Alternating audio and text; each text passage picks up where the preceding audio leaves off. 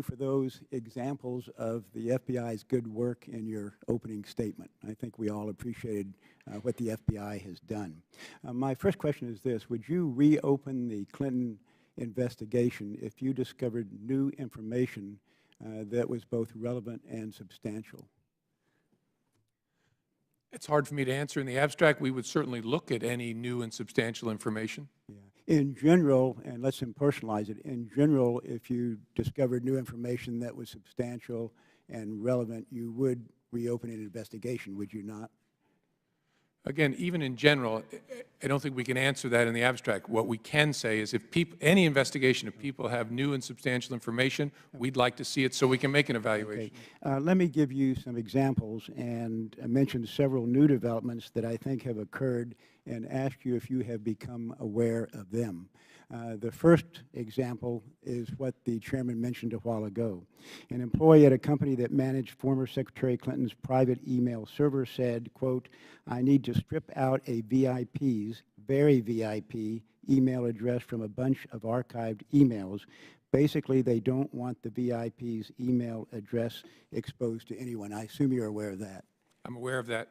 Okay. The same employee called a new retention policy designed to delete emails after 60 days a, quote, "Hillary cover-up operation." And you saw that, did you not? Say the last. I'm sorry, Mr. Smith, I couldn't hear the last. Same employee called a new retention policy designed to delete emails after 60 days a Hillary cover-up operation.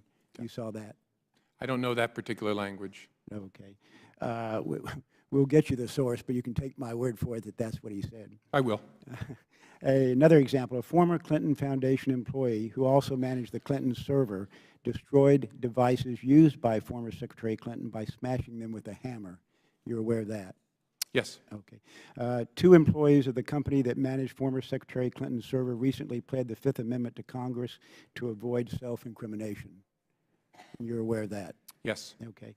And then lastly, 15,000 more work-related emails were discovered, though there had been an attempt to wrongly delete them. And you're aware of that?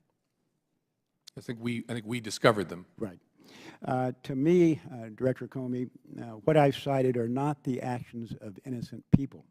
There is a distinct possibility that Mrs. Clinton or her staff directed others to destroy evidence in a government investigation, which of course is against the law.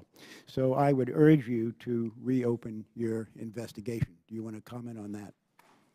I don't. Okay. I know you can't tell us whether you have or have not, but I believe I've given evidence of new information that is relevant and substantial that would justify reopening the investigation. My next question is this. I know you've granted immunity to a number of individuals, but if you had new information that is relevant and substantial, you would be able to investigate them further, wouldn't you? Not to quibble, the FBI doesn't grant immunity to anybody. The Department of Justice is able to grant very different kinds of immunity. Yeah, and immunity, if new and substantial evidence develops, either that a witness lied under a grant of use immunity or under any kind of immunity, of course the Department of Justice can pursue it. Okay. Nobody gets lifetime immunity. Right. Okay. Thank you, Director Comey. Last question is this. As Chairman of the Science Committee, I issued the FBI a subpoena on September 19, 2016. The due date for a response was 2 days ago, September 26.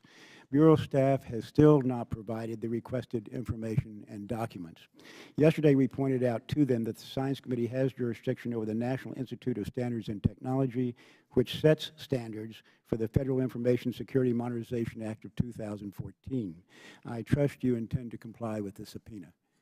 I intend to continue the conversations we've been having about the subpoena. Yeah. As you know, we've made a lot of documents available to at least 6 committees.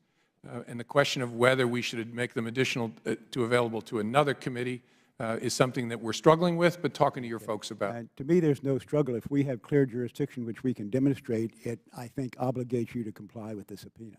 Yes, sir. We're not trying to be disrespectful. We're just not sure we see the jurisdictional issue the way that your folks do, but we're continuing to talk about it. Okay. Thank you, Director Comey. Would the gentleman yield? I'll yield to the gentleman from California. Thank you. The chairman of the full committee had asked something earlier, and I just want to point out and ask it to be placed in the record. According to the Maryland Code of Ethics, 19301.11, it specifically prohibits a former or current government officer or employee from acting as a counsel to someone that they represented in government. I'd like that to be placed in the record. In light of the fact that the Maryland Bar Without has objection, it will be made a part of the record. in light of the fact the Maryland Bar has this prohibition, would that have changed your view of allowing her in and saying you had no authority? I'm not qualified, nor am I going to answer questions about legal ethics in this forum. The FBI has no basis to exclude somebody from an interview who the subject of the interview says is on their legal team. Okay. Thank you, Director Comey. Thank you, Mr. Chairman. Yield back.